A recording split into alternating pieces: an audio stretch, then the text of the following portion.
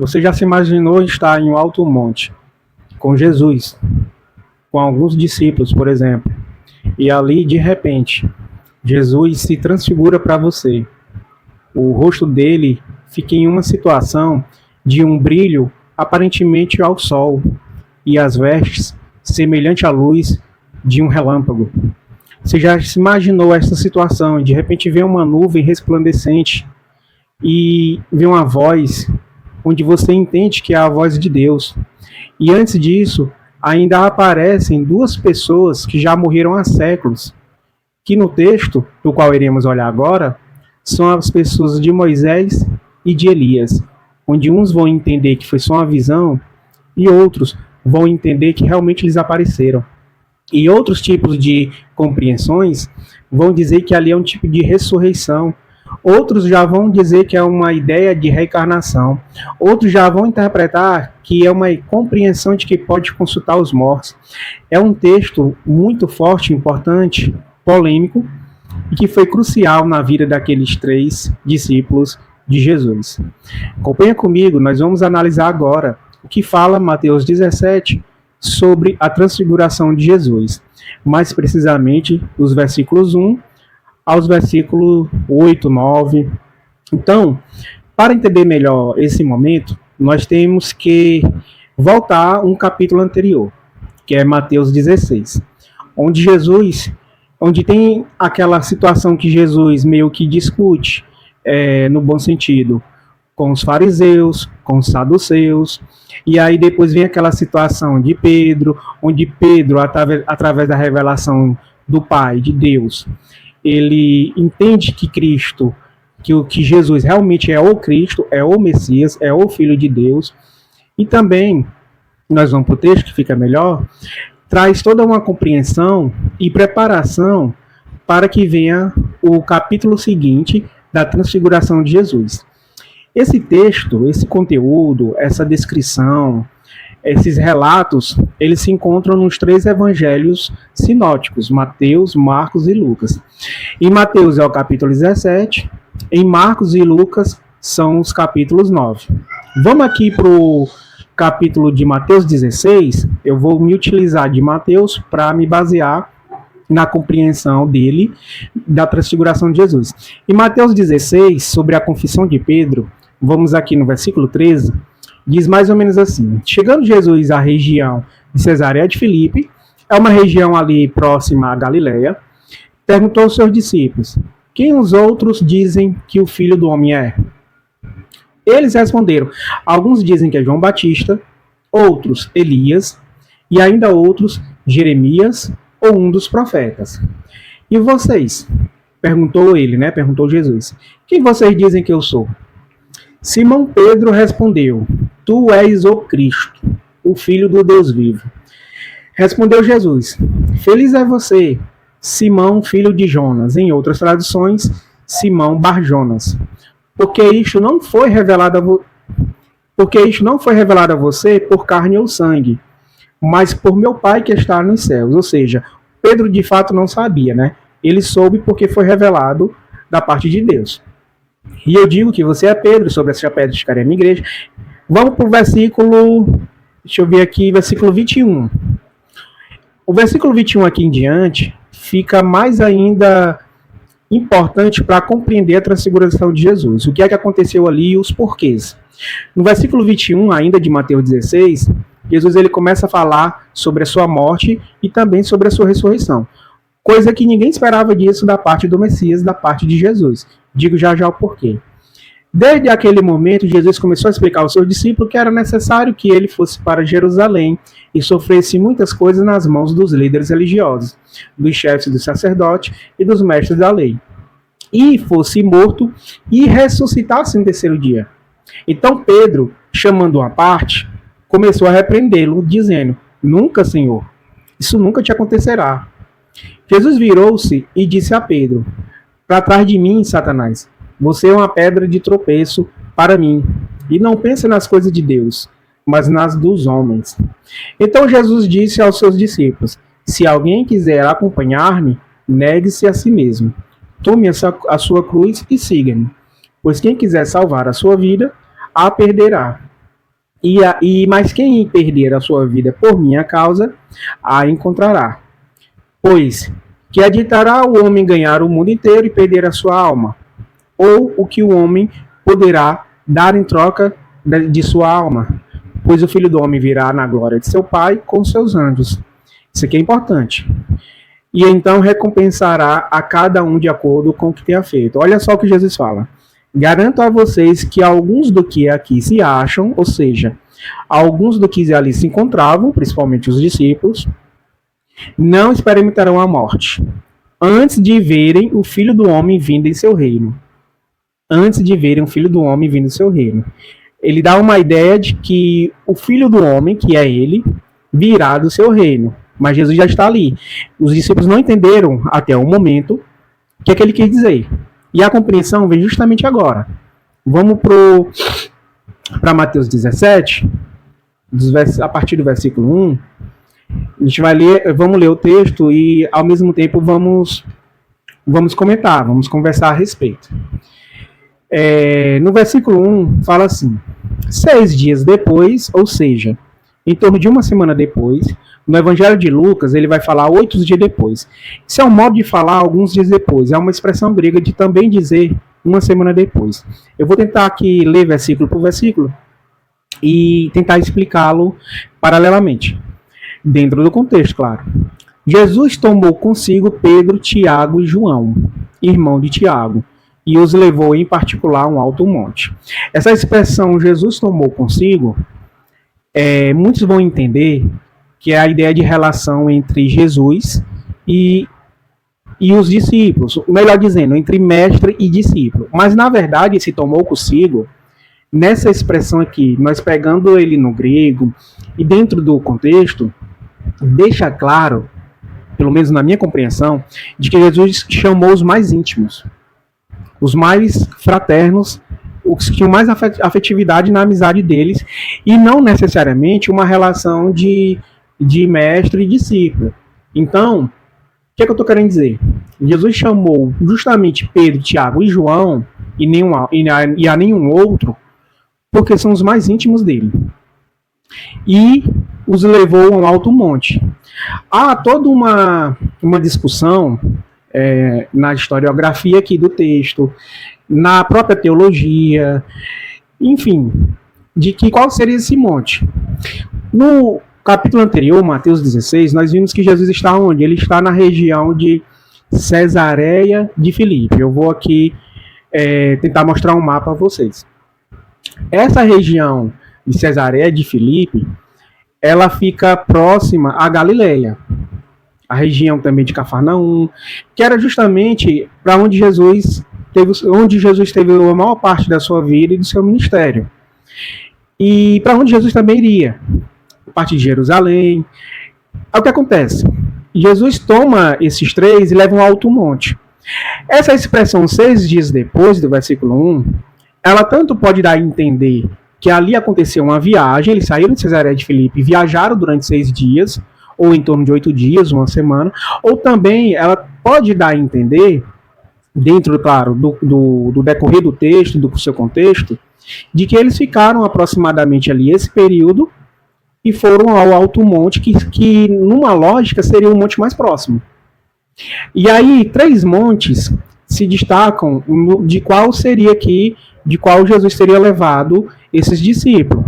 O texto em si não deixa claro qual é o monte, mas nós, na discussão, nós podemos ver que tinha o Monte Hermon, que ele tinha quase 3.000 metros de altura, que era o mais próximo da região que eles estavam. Na verdade, Cesareia de Filipe é a base do Monte Hermon.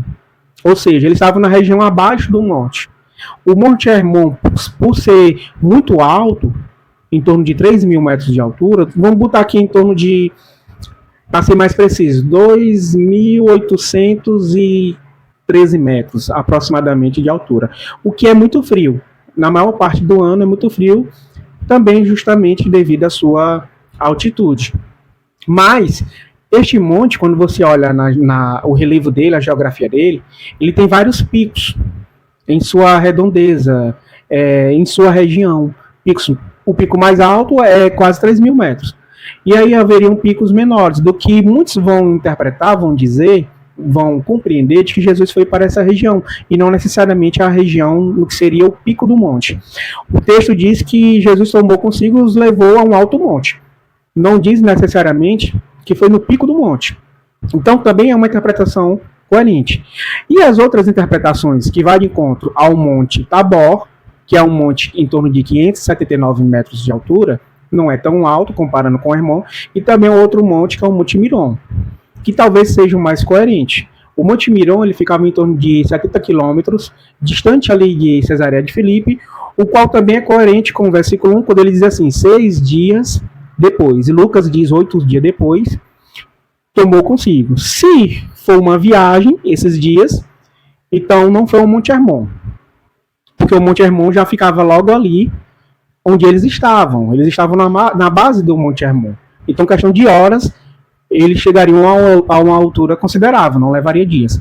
Mas, caso também esses 6 dias, não fosse uma questão de viagem, se uma situação em que eles encontrassem ali, como é que eu posso dizer, encontrassem ali dando um tempo, pregando, evangelizando, como se fosse uma peregrinação, entre aspas. Uma situação, como se fosse um nômade. Estivesse ali acampado, dando um tempo, e depois desses dias, aí eles foram ao monte, aí fica até mais fácil compreender o Monte Hermon. Só que nos evangelhos, fica claro que assim que eles descem do monte, se eu não me engano, fica mais preciso isso em Lucas, eles já se encontram com um jovem endemoniado.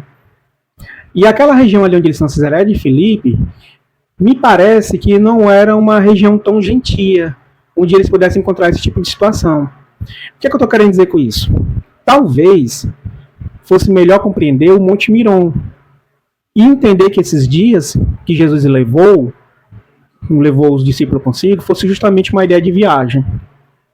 E o Monte Miron tinha em torno de, a distância dele, em torno de 70 quilômetros de distância da região que eles estavam, Cesareia de Filipe. O Monte Hermon já era ali onde eles estavam, e o Monte Tabor era em torno de 40 quilômetros de distância. Eu não acredito que tenha sido o Monte Tabor, porque não é um alto monte comparando a esses outros dois. Mas a maioria dos estudiosos acreditam que foi o próprio Monte Hermon que eles se dirigiram. O versículo 2 diz assim: ali no monte, né, ele foi transfigurado diante deles. A sua face brilhou como o sol, e as suas roupas se tornaram brancas como a luz. Olha só. Essa palavra transfigurado, transfigurou-se, no grego é a metamorfose, é o metamorfô. Ou seja, a face de Jesus mudou diante deles. Mateus aqui diz assim: a sua face brilhou como o sol. Vamos ver aqui em Marcos, como é que ele fala. Marcos fala assim: as suas roupas se tornaram brancas, de um branco resplandecente, como nenhum lavandeiro sobre a terra seria capaz de branqueá-las. Ele não está falando aqui da face de Jesus, está falando mais das roupas. Porque o versículo 1 só está falando que ele foi transfigurado, que ele já foi transfigurado, que ele estava em alto monte. E Lucas fala assim: enquanto orava, a aparência de seu rosto se transformou, e suas roupas ficaram alvas e resplandecentes como o brilho de um relâmpago. Ou seja, Mateus é o que revela mais a respeito da face de Jesus, quando ele diz que a face dele brilhou como o sol. Significa dizer, Jesus ele está revelando a sua glória como filho e, teologicamente falando, também como Deus. Mas vamos ficar aqui dar mais atenção à ideia de filho, à ideia de servo, à ideia de sofredor, porque o contexto vai de encontro principalmente a isso. E também Jesus ele está mostrando que esta sua glória já significa o reino de Deus, a chegada do reino de Deus. Preste atenção, Jesus, no capítulo anterior, que é Mateus 16, vou voltar aqui no texto, lá no final do capítulo, diz assim, ó: o filho do homem, no versículo 27, pois o filho do homem virá na glória de seu pai com seus anjos, e então recompensará a cada um de acordo com o que tenha feito. Olha só o versículo 28. Garanto a vocês que alguns dos que aqui se acham não experimentarão a morte antes de verem o Filho do Homem vir do seu reino. Jesus está falando deste momento da glorificação, de mostrar, revelar sua glória, que é a transfiguração. Porque se não fosse este momento, alguns do que estavam ali, do qual o texto menciona, que são os discípulos, deveria ainda estar vivo até hoje, já que Jesus não veio ainda, que é justamente a compreensão da sua segunda vida. Jesus está deixando claro que alguns de vocês aqui, em outras palavras, não vão experimentar a morte antes de verem o Filho do Homem vindo de seu reino. É esta situação aqui. Jesus é transfigurado, a sua face brilha como o sol. Essa ideia de brilhar como o sol é porque o autor, Mateus, por não saber exatamente, precisamente o que está acontecendo, então ele vai falar numa linguagem metafórica. Ou seja, de uma forma em que os seus leitores, e que nós também, pudéssemos entender. Mas o mistério que aconteceu ali está muito além dessas palavras. Sua face brilhou como o sol e as suas roupas se tornaram brancas como a luz. Está muito mais além do que isso. É algo, claro, sobrenatural e algo que a gente não consegue descrever precisamente como o evento é em sua essência. Mas, de forma metafórica, é o único modo do qual podemos entender, e aí por isso ele usa essa linguagem, a sua face brilhou como o sol, para dar uma ideia de que alguma coisa ali aconteceu como uma luz muito forte, e as suas vestes, a uma situação em que nenhum lavandeiro poderia deixar de tão branca como ela ficou, brancas como a luz. Então Jesus está mostrando, em outras palavras, olha só como isso é forte para estes discípulos, para nós aqui no sentido de revelação. Jesus está mostrando a sua natureza pré-encarnada. Jesus está mostrando a sua glória a esses discípulos. Por isso que, como já falaram, Mateus 16, lá no final, deixa claro que alguns que aqui se acham não morrerão antes de ver o Filho do Homem vindo do seu reino. Este momento aqui, Jesus está oficializando mais ainda, em outras palavras, a presença do reino de Deus e a sua glória. E isso aqui é coerente e se confirma com o que Jesus acabou de falar no último versículo de Mateus 16. Versículo 3. Naquele mesmo momento, ou seja, nesse mesmo instante da transfiguração de Jesus, da metamorfose de Jesus, lembrando que essa transfiguração, essa mudança, é de dentro para fora. Apareceram diante deles Moisés e Elias, conversando com Jesus. Isso aqui é muito interessante. Uns vão dizer que é a encarnação, outros vão dizer que é a ressurreição, porque essa palavra apareceram diante deles Moisés e Elias. Esse verbo aparecer aqui, às vezes, nos evangelhos, ele está ligado à ressurreição de Jesus. Mas não necessariamente em todos os momentos ele dá a entender, ou tem que dar a ideia de ressurreição. No caso aqui, aparecer no sentido de explicar, de que apareceram de alguma forma, e não que eles vieram, não que eles estavam ressuscitados. Até porque Elias não morreu. Elias foi transladado, né? Foi arrebatado. Não existe a ideia de morte para Elias. Claro que nesse arrebatamento a matéria morre, mas não é a morte como nós entendemos. É uma outra situação. Preste atenção. Apareceram diante dele Moisés e Elias conversando com Jesus. Veja que aqui nesse versículo há uma série de compreensões e de simbolismo do Antigo Testamento, justamente também para que os discípulos entendam ou passem a entender algum tempo depois, que é assim que vai acontecer. Eles vão sair desse evento aqui, vão descer desse monte sem entender quase nada. Mas a compreensão, até porque a revelação ela é progressiva, um degrau após degrau, ela vai ser sim compreendida principalmente quando Jesus ressuscitar. A pessoa de Moisés e Elias, alguns vão dizer que aqui é só uma situação simbólica. Eu já penso diferente, já compreendo diferente.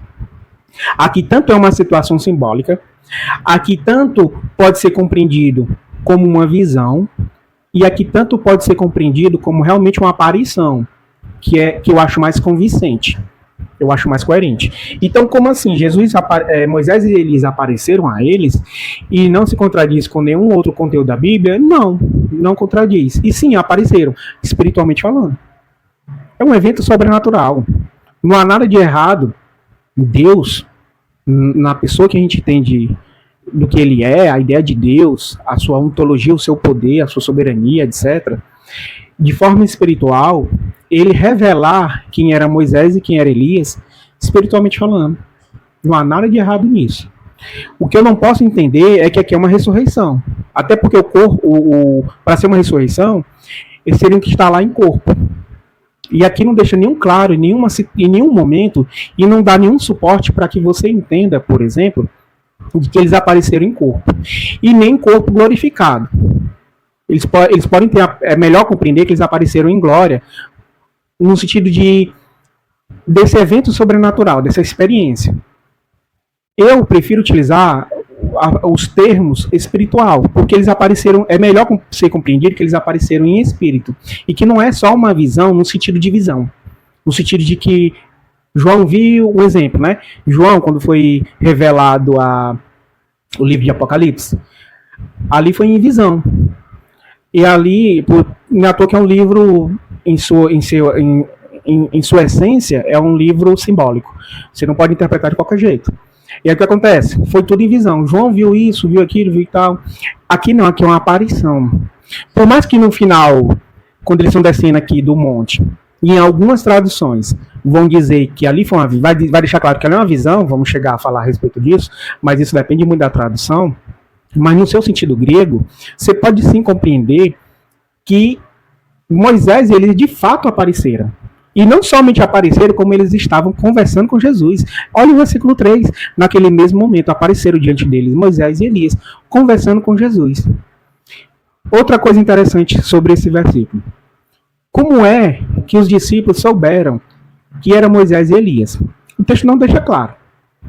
O que fica subentendido nas entrelinhas é que eles reconheceram, de alguma forma, que eram Moisés e Elias. Talvez nesse diálogo aqui com Jesus. Eles estavam lá presentes, eles estavam presenciando a cena. Mas o texto em si não deixa claro. Isso é de menos. O que é importante você compreender agora sobre Moisés e Elias são algumas coisas. Não é encarnação, desculpe lhe dizer, porque não dá argumento suficiente, texto suficiente para defender essa compreensão, respeito ao ponto de vista. Não é ressurreição, até porque Elias não morreu, e aqui não deixa claro que eles estão em corpo, em matéria. E Moisés e Elias, eles estão simbolizando também duas situações. A primeira é que Moisés simboliza a lei e Elias os profetas. E aí você lembra de todo o Antigo Testamento, do Pentateuco, da Torá, da Talmud, de toda a tradição judaica, da lei, dos profetas. Moisés e Elias também, é interessante, as pessoas dele, eles também tiveram visão de Deus, viram de alguma forma a glória de Deus nos montes. Moisés foi no monte Sinai e Elias foi no monte Horebe. Se não me falha a memória, o de Elias está lá em 1 Reis 19. Eles também tiveram esse encontro com Deus, é muito interessante aqui.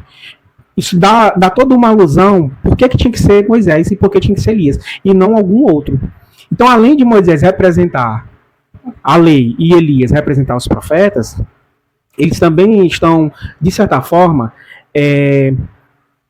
numa situação em que estão simbolizando todos os salvos. Como assim todos os salvos? Aqueles que já morreram, na pessoa de Moisés, e aqueles que irão morrer, escatologia, sem experimentar a morte, que era justamente na segunda vinda de Jesus. Porque quando Jesus vier, diz o texto bíblico, principalmente, se não me falha a memória, de Mateus, porque os outros evangelhos também tratam disso, e também, principalmente em 1 Tessalonicenses, né, apóstolo Paulo, Jesus virá sobre as nuvens, virá em glória, como Jesus aqui está em glória, e haverá o arrebatamento da igreja. Aí uns vão acreditar que é antes da tribulação, outros durante, outros depois, isso é um outro assunto teológico. Então, Moisés representa os que já morreram, salvos, claro, estou falando dos salvos, e Elias também simboliza e representa os que irão morrer, uma situação escatológica, na aparição de Jesus em glória, quando vier buscar a sua igreja, no arrebatamento, e não experimentarão a morte. Já que é um arrebatamento, não vão experimentar a morte. Interessante que eles estavam conversando com Jesus. O que mais que a gente pode falar desse versículo 3? Então, resumindo, a lei e os profetas, por quê? Na pessoa de Moisés, a lei, e Elias na pessoa dos profetas, por quê? Porque ambos apontam para Cristo. Todo o Antigo Testamento ele é cristológico e o Novo também. Se você é cristão, por exemplo, você tem que entender que toda a Bíblia aponta para Cristo. Ela é cristocêntrica. Quem é judeu, judaísmo, quem ignora o Novo Testamento, etc., não vai ter essa compreensão. Mas o cristão em si, ele tem que entender a Bíblia desse ponto de vista. Cristocêntrica, tudo aponta para Jesus. Os profetas apontam para Jesus, as profecias apontam para Jesus, a lei aponta também para Jesus. Em todo esse sentido, aponta para a pessoa de Jesus. E ela se cumpre justamente essas profecias, essa situação na vinda de Jesus. Versículo 4. Então, Pedro disse a Jesus: Senhor, que bom estarmos aqui. Se quiseres, farei 3 tendas, uma para ti, uma para Moisés e outra para Elias. Interessante. Pedro, ele é um tipo de ser humano, não somente ele, mas ele se destaca diante dos outros discípulos, que muitas das vezes fala demais, que muitas das vezes não entende o que está acontecendo e vai e fala o que não deveria falar. Por exemplo, no capítulo anterior, ou seja, em torno de uma semana antes, ele tinha dito o que para Jesus? Quando Jesus perguntou: quem vocês acham que eu sou? Quem vocês dizem que eu sou? O que é que dizem por aí que eu sou? Quem vocês acham que eu sou? Aí ele pergunta isso para Pedro, né, também. E Pedro fala o quê? Tu és o Cristo, o Filho do Deus vivo. Só que ele disse isso pela revelação de Deus, né? Pela revelação do Pai. Então, assim sendo, Pedro de fato não sabia ainda, como nem todos sabiam, quem era Jesus. E aí, Jesus começa a falar da sua morte, tinha que ir para Jerusalém, ia sofrer e ia morrer. Jesus estava falando naquele texto ali sobre sua morte e também da sua ressurreição. O que é que Pedro fala? Não, Senhor. Vamos olhar aqui como é que está no texto. Pedro fala assim, ó. Jesus respondeu: Feliz é tu, Simão, filho de Jonas, porque isso não foi revelado a você por carne ou sangue, mas por meu Pai que está nos céus. Aí, bem aqui no versículo, estou procurando aqui o versículo, no versículo 23 de Mateus 16. Vamos para o 22, versículo 22. Então Pedro, chamando à parte, que Jesus estava falando da ressurreição, da morte, estava falando de todo o seu sofrimento, né? Que iria ressuscitar ao terceiro dia. Aí no versículo 22 fala assim, ó, então Pedro chamando à parte, Pedro chamou em particular Jesus. Começou a repreender Jesus, dizendo: nunca, Senhor, isso nunca te acontecerá. Sabe o que Pedro está querendo dizer, em outras palavras? Não, Senhor, você não vai morrer, não. Você não vai morrer, você não vai sofrer, você não vai ser preso. E, de novo, em outras palavras, Pedro, ele está querendo, mesmo que de forma, sem entender o que de fato está acontecendo, outros vão dizer por influência demoníaca, ou por falta de entendimento, eu diria que tudo junto, a falta de compreensão de Pedro, alguma influência também demoníaca, porque Jesus fala para trás de mim, Satanás. E aí, o que ele está querendo dizer? Que Jesus não vai cumprir o propósito dele. E sabe também por quê que Pedro chega a essa conclusão, que eu tenho para mim que não era só dele, só que Pedro é bocão. Pedro gosta de falar mesmo. Pedro não é aquele cara que... Ele é tipo aquele cara que não leva desaforo para casa. Ele é aquele cara que se precisar falar, ele fala, e a língua dele é muito grande, no bom sentido. E aí, o que é que Pedro, em outras palavras também, o que é que ele está expondo? Ele está expondo o pensamento da maioria das pessoas, se não todas. Por quê?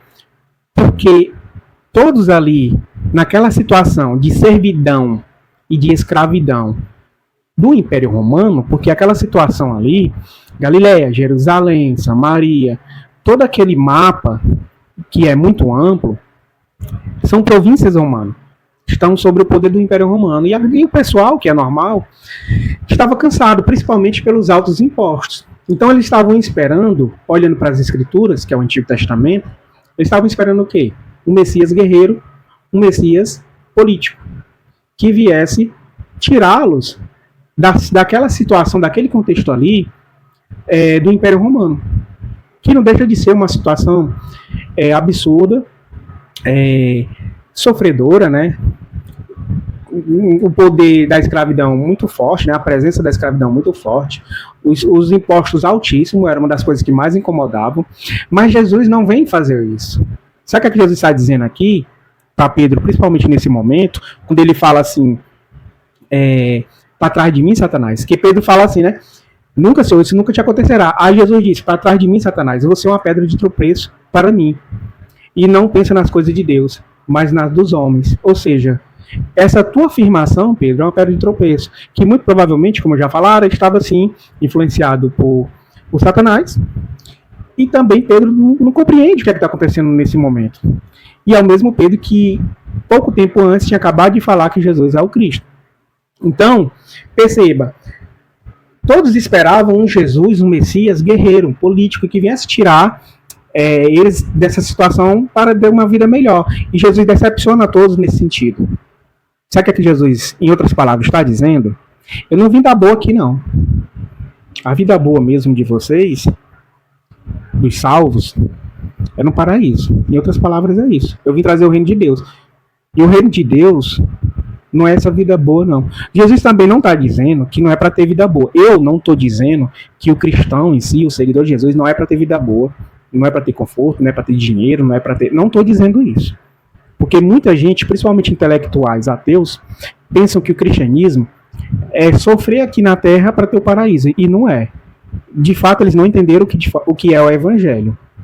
Apenas o evangelho não significa massagear o seu ego, ter tudo o que você quer.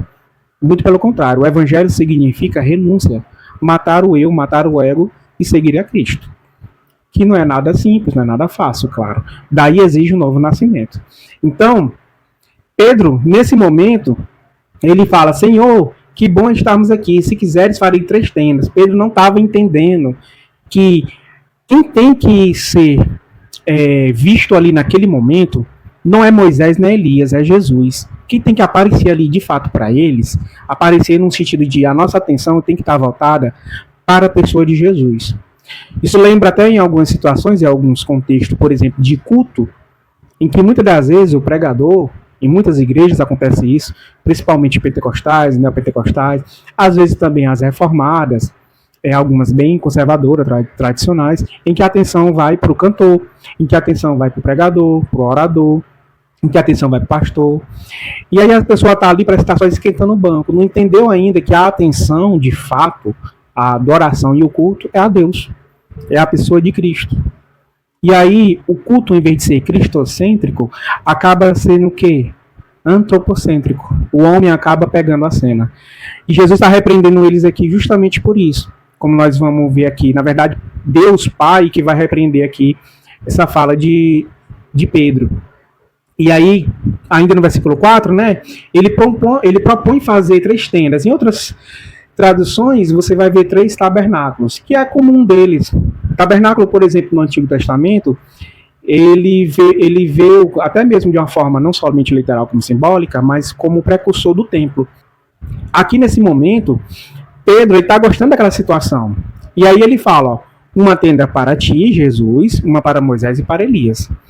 É interessante que Mateus, de certa forma, ele deixa claro, nós vamos ver aqui a partir do versículo 5, 6, no caso aqui de Mateus, que Pedro ele fala sem pensar.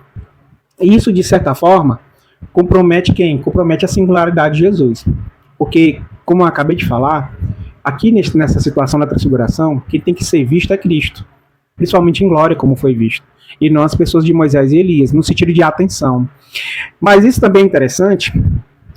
Quando a gente vai aqui, vou olhar aqui como é que está Marcos e Lucas, sobre esse momento aqui das tendas, porque Marcos e Lucas, eles já têm uma compreensão diferente de Pedro, né, dessa situação. Vamos aqui no versículo de Marcos 9, no versículo 5. Então, Pedro disse a Jesus, Rabi, que é o mesmo que mestre, que bom é estarmos aqui. Façamos 3 tendas, uma para ti, uma para Moisés e outra para Elias. Aí no versículo 6, ele não sabia o que dizer, pois estavam apavorados. Mas, voltando para o texto de Mateus, Vamos aqui dar continuidade no versículo 5. Estamos terminando, estamos concluindo. No versículo 5. Enquanto Pedro ainda falava, uma nuvem resplandecente. Essa nuvem resplandecente, essa situação, essa característica resplandecente, só Mateus fala. Os outros falam de nuvem, mas não falam de forma resplandecente. Os envolveu. Dela saiu uma voz que disse: Este é o meu filho amado, em quem tenho prazer. Ouçam-no. O próprio Pai, Deus Pai falando. Ele os envolve em uma nuvem resplandecente e diz no texto: Este é meu filho amado, em quem tenho prazer. Ouçam-no. É interessante, olhando aqui para o texto, que a nuvem, de certa forma, ela representa a presença de Deus. Por que nuvem e não alguma outra coisa? Por que Moisés, Elias e não algum outro profeta ou legislador, coisa do tipo? Todo esse evento que acontece aqui, que é uma situação sobrenatural, e a visão, a aparição, também existe de forma espiritual, é um momento que tem que ter ligação com as escrituras. A nuvem, por exemplo, para justificar o que eu estou querendo dizer, ela representa, quando você olha no Antigo Testamento, ela representa a presença de Deus. A nuvem lá no deserto. Ali é a presença de Deus. Em todos aqueles anos lá no deserto, foram muitos anos, sempre a nuvem estava lá. A presença de Deus. É um exemplo sobre essa questão da nuvem. A nuvem também, nessa situação e em outras, ela confirma quem é Jesus. Ela confirma a pessoa de Jesus. E que Jesus está associado à ideia de êxodo, não só o êxodo no sentido de lá do Pentateuco, lá com Moisés, a saída do Egito, mas êxodo no sentido também da liberdade e do livramento do pecado, da limpeza do pecado. E também a pessoa aqui de Moisés, de certa forma, representa uma situação escatológica. Escatológica no sentido, não aquela escatologia de Daniel e Apocalipse, mas escatologia no sentido de que toda a escritura apontava de que viria um semelhante a Moisés, um sucessor, e um profeta semelhante.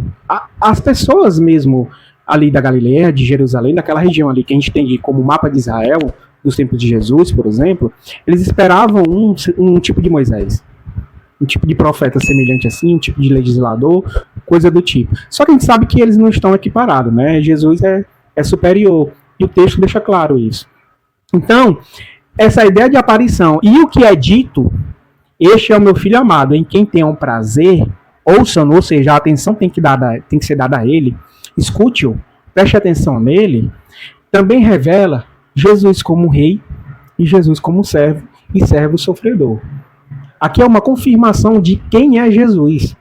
A transfiguração de Jesus não é só um evento sobrenatural, espiritual, não é só um tipo de visão, não é só uma simbologia. É a própria revelação de Cristo em glória e a confirmação dele como filho, como servo sofredor, de que precisaria passar pelaquela situação do propósito da salvação, que é sofrer, morrer, morte de cruz, mas ressuscitaria ao terceiro dia.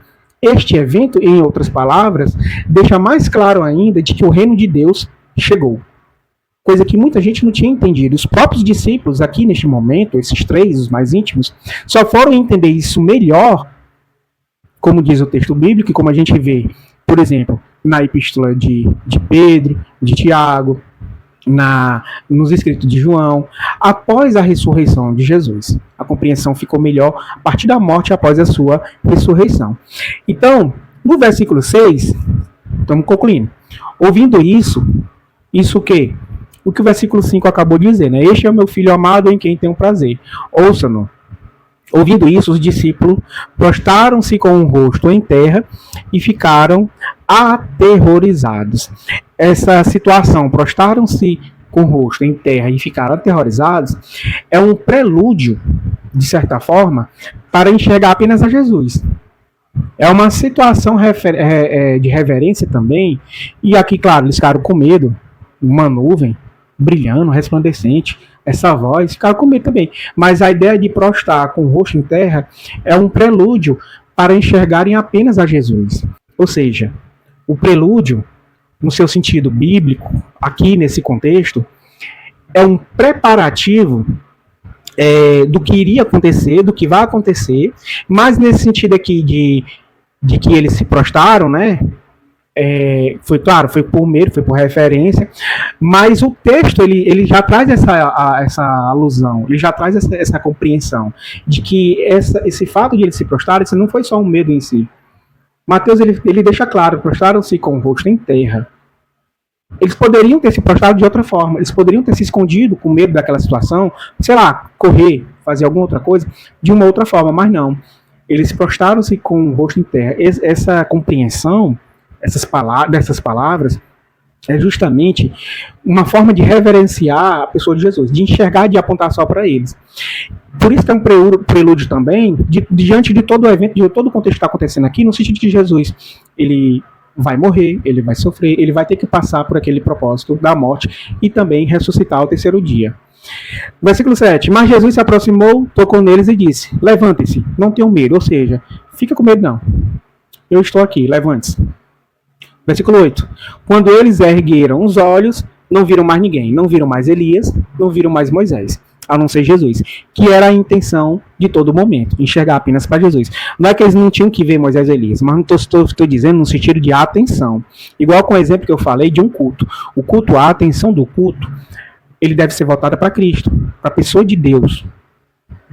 O culto tem que ser a Deus. O culto não é antropocêntrico, não é o homem no centro, não é. Você não tem que bater palma ali, no sentido metafórico, ou literal mesmo. Você não tem que dar palmas para o ser humano. Estou dizendo que você não pode bater palma no culto, não é isso. Estou falando no sentido de atenção, de reverência, de adoração. Porque muita gente faz isso. Tem muita igreja aí, por exemplo, pentecostal, que se você falar assim, ó, tal dia vai vir um pregador tal, a igreja vai lotar. Aquela pessoa, se for um domingo de manhã, aquela pessoa que gosta de dormir, ou sei lá, independente do motivo, não estou aqui para julgar nem criticar ninguém, mas o que eu estou dizendo é fato. E que nunca vai a uma escola bíblica, um domingo de manhã, uma escola dominical, mas às vezes você fala assim, ó, vai vir tal pessoa aqui, e é domingo de manhã, aquela pessoa vai estar lá. Aquele escuto de quarta-noite, terça-noite, que não dá ninguém, mas se você falar assim, ó, fulano vai estar aqui, foi convidado e tal, vai pregar, vai trazer a palavra, a mensagem, a igreja vai encher. E ela não vai encher, não é de visitante não, ela vai encher dos próprios membros. Isso por um lado é triste, porque o culto, a votação maior aí nesse caso, está sendo dada ao ser humano. Está errado. Eu acho que você entendeu o que eu estou querendo dizer. Mas enfim, o versículo 8. Quando eles ergueram os olhos, não viram mais ninguém, a não ser Jesus. E o 9, para a gente concluir. Enquanto desciam do monte, Jesus lhe ordenou: não contem a ninguém o que vocês viram aqui. Em outras traduções está assim, ó, não contem a ninguém esta visão, até que o Filho do Homem tenha ressuscitado dentre os mortos. Então, enquanto Jesus não ressuscitar, não era para eles contar o que aconteceu ali na transfiguração. E ali, em outras palavras, a transfiguração, ela confirma de modo inesquecível, de modo indelével, a convicção dos discípulos de que Jesus, de fato, é o Messias. E não aquele Messias político, aquele Messias guerreiro, como se viesse com um exército, literalmente falando, para tirar aquela sociedade dos cargos romanos. Não era essa a intenção, o propósito de Jesus. Eu espero que você tenha compreendido. Caso você tenha gostado ou não, enfim, comenta. Se você quiser ajudar o canal a se desenvolver, se inscreve. O algoritmo ele só vai entender que esse tipo de conteúdo ele deve ser espalhado para quem tem conta no YouTube, para quem quer assistir, para quem gosta desse tipo de conteúdo, por exemplo. Se você se inscrever, se você curtir, se você comentar, essa é a interpretação do algoritmo. Mas se você só entra no vídeo e mal vê e logo sai, o YouTube vai entender que esse vídeo não é importante. E às vezes, eu falo isso não só para mim, mas em todos os canais, todo sentido, em todos os tipos de conteúdo, isso prejudica o canal. Se há um vídeo, por exemplo, que você não está interessado ou coisa do tipo, é melhor você nem entrar. E se você só entra e sai e acha que deu visualização, não deu. No mínimo, o YouTube tem que entender que você assistiu 70%, 80% do vídeo. Mesmo que você não fique olhando pro seu aparelho, deixe lá ligado. Mas se você entra e pouco tempo já sai, pode até dar uma visualização ou outra, dependendo do tempo do vídeo. Mas isso não ajuda o canal. Enfim, que Deus te abençoe, espero que tenha ficado compreendido. Qualquer coisa a gente pode falar mais a respeito desse conteúdo. Alguma coisa que eu não falei, que eu posso ter esquecido. Seja nos comentários, a gente pode conversar ou em outro vídeo, quem sabe. Que Deus te abençoe, até a próxima. Tchau, tchau.